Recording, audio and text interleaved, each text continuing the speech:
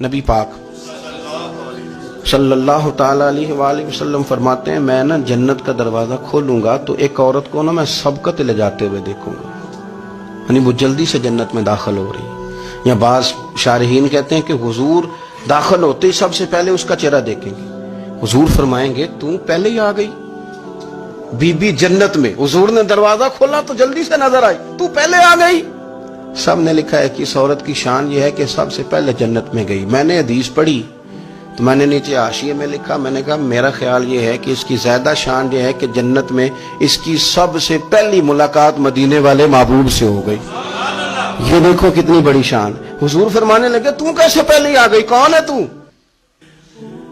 وہ کہنے لگی حضور میں بیوہ ہوں، میرے بچے یتیم تھے، میں نے ان کی خاطر نہ بیٹھی رہی، میں نے نکاح نہیں کیا، میں نے ان یتیموں کی پرورش کی، بیوہ بن کے زندگی گزار دی، ان یتیموں کے لیے بیٹھی رہی۔ اس کو جائز ہے، یہ کر سکتی تھی، لیکن اس نے سوچا کہ میں ان کی نگہبانی یتیموں کے لیے بیٹھی رہی۔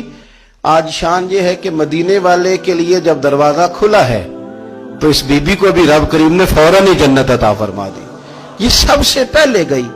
میں نے دیکھی ہیں ایسی عورتیں 23 سال میں بیوہ ہوئی پر عمر بچوں کے نام کر دی۔ اسے پتہ تھا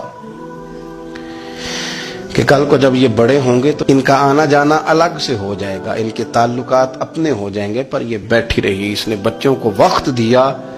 تو بچے تو کیا اس کو صلہ دیتے تھے، رب نے یہ صلہ دیا ہے کہ سب سے پہلے اسے جنت میں داخلہ عطا فرمایا۔ ابو داؤد شریف میں مسند امام احمد بن حنبل میں حدیث ہے، نبی پاک صلی اللہ علیہ وسلم کے چچا زاد تھے حضرت جعفر طیار، مولا علی شیر خدا کے بھائی تھے، جنگ موطا میں شہید ہو گئے۔ وہاں سے کوئی خبر لے کے نہیں آیا، لیکن رب خبریں دیتا ہے نا اپنے حبیب کو۔ اللہ غیب کے خزانوں کی کنجیاں دیتا ہے اپنے محبوب کو۔ نبی کریم صلی اللہ تعالی علیہ وسلم نا ان کے گھر گئے، ان کی زوجہ کا نام اسماء بنت امیس تھا۔ حضور نے فرمایا اسماء میرے بھتیجوں کو میرے پاس لاؤ، محمد بن جعفر اور عبداللہ بن جعفر رضی اللہ تعالیٰ عنہ۔ بچے قریب آئے، حضور کو پتہ ہے ان کے والد شہید ہو گئے۔ نبی پاک نے اپنی ناک مبارک ان کے رخساروں پہ رکھے، پھر حضور نے ان کا ماتھا چوما، پھر نبی پاک صلی اللہ علیہ وسلم نے سینے سے لگایا، فرمایا حجام کو بلاؤ نا ذرا، ان کے بال تراشے، کتنے بڑے ہو گئے، حجامت ہونے والے۔ حضور پیار کر رہے تھے، آنکھوں میں آنسو تھے، تو جناب اسماء قریب آئیں، کہنے لگے حضور میرے شوہر کی کوئی خبر آ گئی ہے؟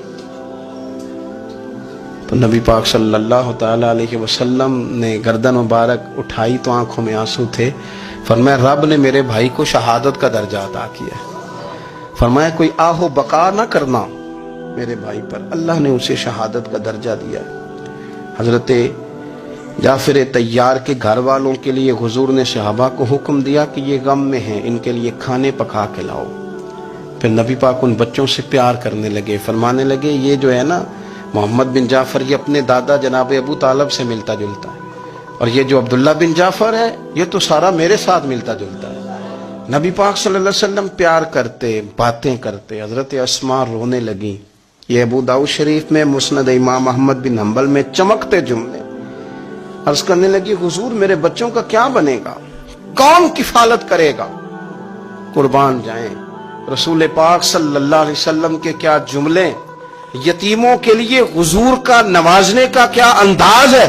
فرمایا اسماء تو فکر نہ کر، انا ولیہم فی الدنیا والآخرہ، فرمایا میں دنیا میں بھی ان کا وارث بنوں گا، قیامت کے دن بھی ان کا وارث بنوں گا۔ تو صرف دنیا کی بات کرتی ہے کہ نظام معیشت کا کیسے چلے گا، اور میرا وعدہ یہ ہے کہ دنیا میں بھی ان کی سرپرستی کروں گا، آخرت میں بھی سرپرستی کروں گا، آخرت میں بھی میں ان کا خیال رکھوں گا۔ آپ غور تو فرمائیں، توجہ تو کریں کہ اس قدر زیادہ حضور کا انہماک اس طبقے کے ساتھ ہمیں اپنے دائیں بائیں عزیزوں میں، رشتہ داروں میں، دوستوں میں، علاقہ میں، پڑوسیوں میں، محلے داروں میں دیکھنا چاہیے۔ یہ بچے بیچارے میں نے دیکھا ہے ان کے بگڑنے میں اصل بات یہ ہوتی ہے کہ کوئی مخلص ہو کے سرپرست نہیں بنتا۔ آگے بڑھیں، اپنی اپنی خدمات پیش کریں، اور جس طرح ہمارا بچہ بگڑ جائے تو ہم اس کے لیے پوری کوشش کرتے ہیں، جدوجہد کرتے ہیں، حالات، واقعات، پیش منظر کا جائزہ لیتے ہیں، کون سے اسباب اختیار کیے جائیں تو یہ ٹھیک ہو سکتا ہے، وہ ساری چیزیں ان کے لیے بھی ہمیں اختیار کرنی چاہیے۔ اور یہ بچے اگر احساس ذمہ داری پکڑ جائیں، جو وارث سے محروم ہو جاتے ہیں، یہ اگر احساس ذمہ داری پکڑ جائیں تو پھر یہ قوموں کی قیادت کرتے ہیں، پھر یہ بہت بڑے جانباز ثابت ہوتے ہیں، پھر یہ اپنے گھر گھرانے کا نہیں، یہ ملتوں کے، قوموں کے لیے مشعل راہ بنتے ہیں۔ لیکن شرط یہ ہے کہ ہم ان کے لیے اپنے دلوں کو کشادہ کریں، سینوں کو وسیع کریں۔ اللہ کریم سمجھنے کی توفیق عطا فرمائے۔